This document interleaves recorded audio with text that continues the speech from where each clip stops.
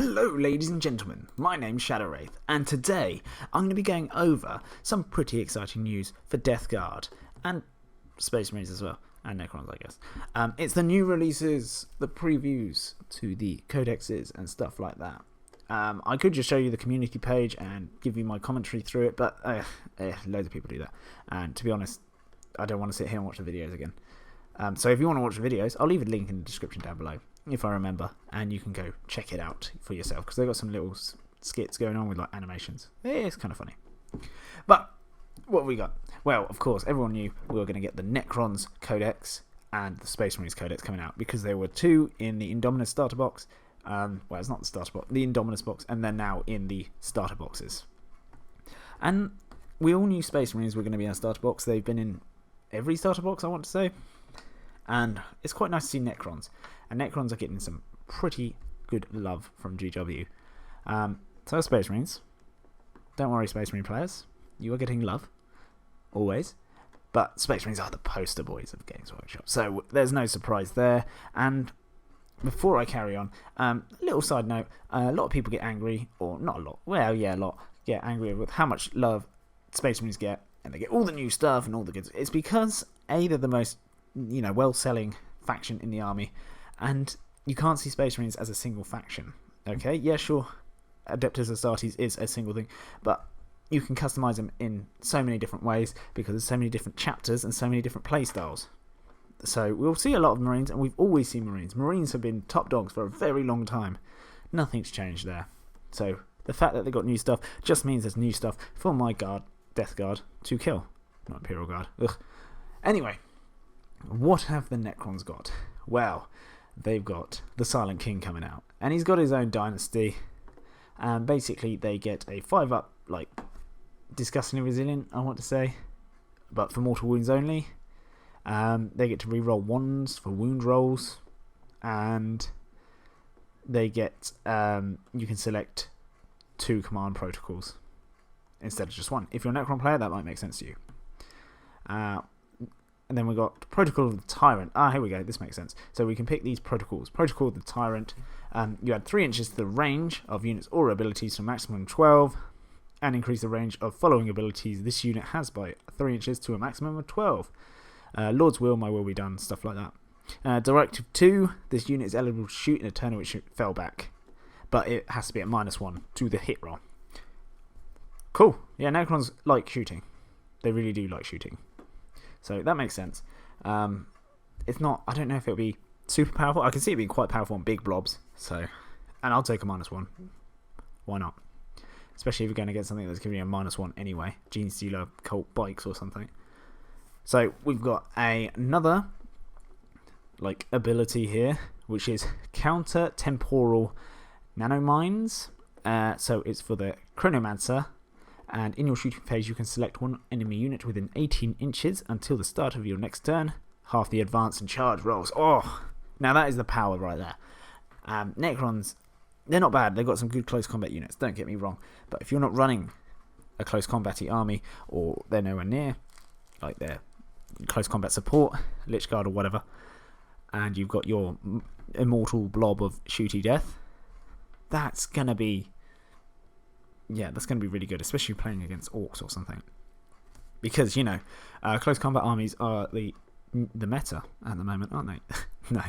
No, they're not. And then we got something about, what do you call it? Crusade? Sorry, I don't play Crusade.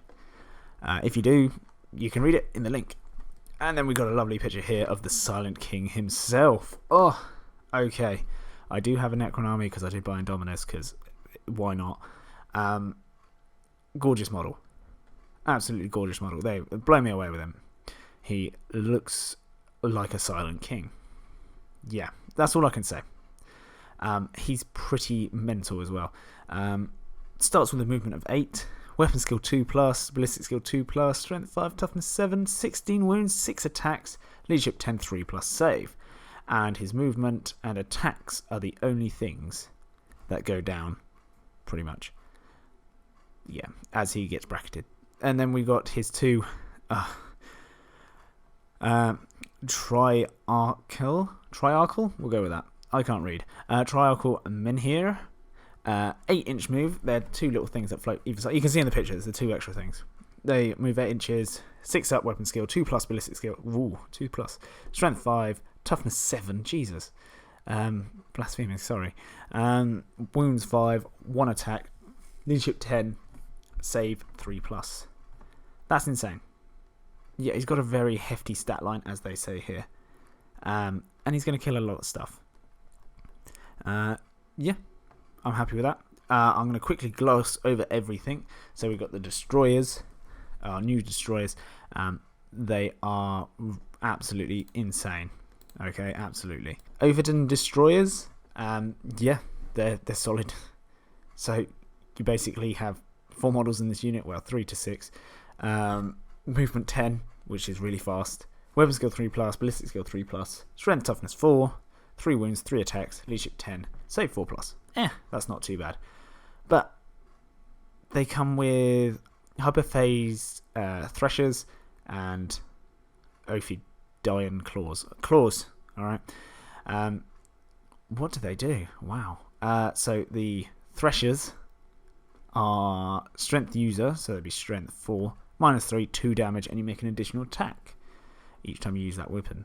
And then the claws is exactly the same, but it's -1 AP, 1 damage, but you make 2 additional attacks. So tons of attacks. And they've got the usual destroyer hardwired for destruction, hyperphase reaping blades. Each time this model makes an attack with a hyperphase reap blade, an unmodified hit roll of a 6 is 1 additional attack. Or a hit. It's just an auto extra hit. That's insane. That's insane. They're -1 to hit, and they can deep strike. Wow. We've also got plastic flayed ones. Amazing. I love flayed ones. I love their lore. Flesh hunger. They've got an ability. Basically, as long as you're attacking an enemy non-vehicle unit, an unmodified hit roll of a 6 scores 1 additional hit. That's not bad. That's not bad. Yeah, we've got the Chronomancer. Gives people 5 up invuln, and you can reroll charge rolls. It's not bad. And then we've got the Psychomancer. Probably my favourite model. He looks absolutely bonkers. Something out of, like... Anyone read that book? Oh no, I have no mouth. And I must scream. She does weird stuff. Anyway, that Rise of the Machines. Okay, that's all you need to know. Nightmare Shroud. Aura. What's he got? So, whilst an enemy unit is within 6 inches of this model, subtract 1 from the leadership characteristic in that unit, and subtract 1 from the combat attrition tests taken for that unit. So, the leadership is not bad, but the combat attrition, so they're running on 2s normally, running on 3s if they're under half. That's insane. That could really hurt people quite a lot. And then the big beef, we've got the Space Marines. Okay. Yeah, there's so much here. I'll show you pictures of them. Yeah, we've got a chaplain. He's got 1 million abilities. I'll put it up on the screen. You can pause it if you want to read it. We got another captain with a mastercrafted heavy bolt rifle. Yep, he's very cool. And this is the one that's triggering a lot of people. Well, people I know. Doesn't trigger me that much. But the heavy intercessor squad.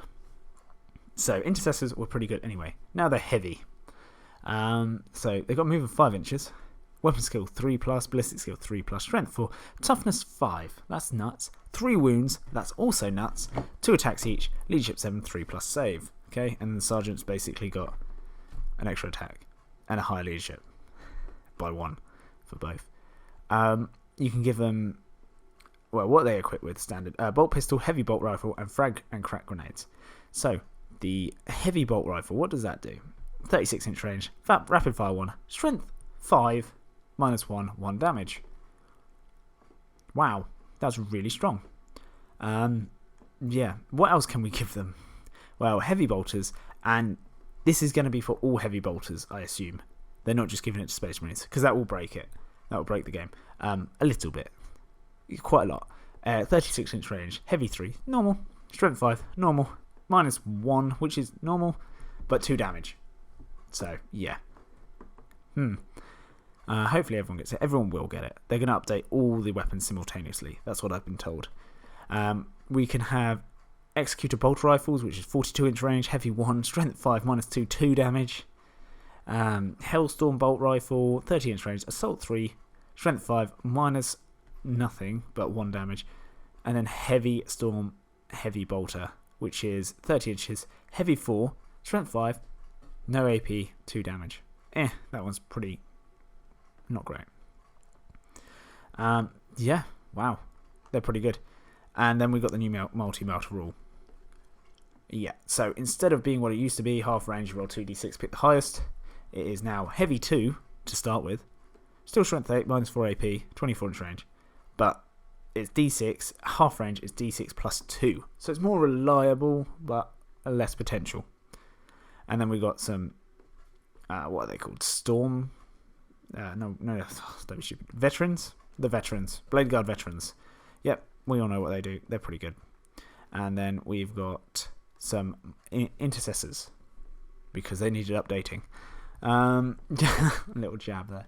And we've got some flyers for them, which are absolutely ridiculous as well. So we've got the Storm Speeder Hailstrike. This one's like anti-infantry from the looks of it. And then we got the Storm Speeder Hammer Strike. They're pretty good. I'll go for the Hammer Strike just for now.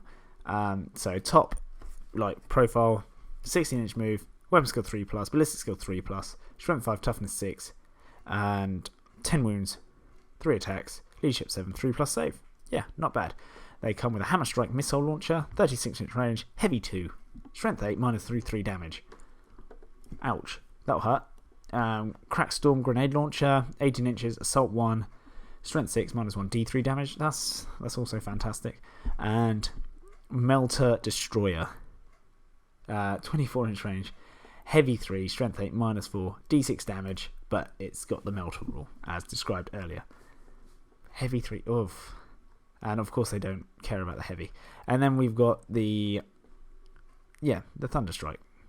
That's a Hammer Strike. So we've got the Storm Speeder Thunderstrike, and that's got a las cannon, it looks like, and missiles and stuff. Very cool. But now, here we go. We've got the Deathguard. And you should be seeing a picture of the guy ahead now. Basically, he looks amazing. I'll give him that. Okay. In my opinion, the helmet design is not really I don't like it that much. But he's going to be a beatstick. He's got a power fist. He's going to have auto hitting attacks.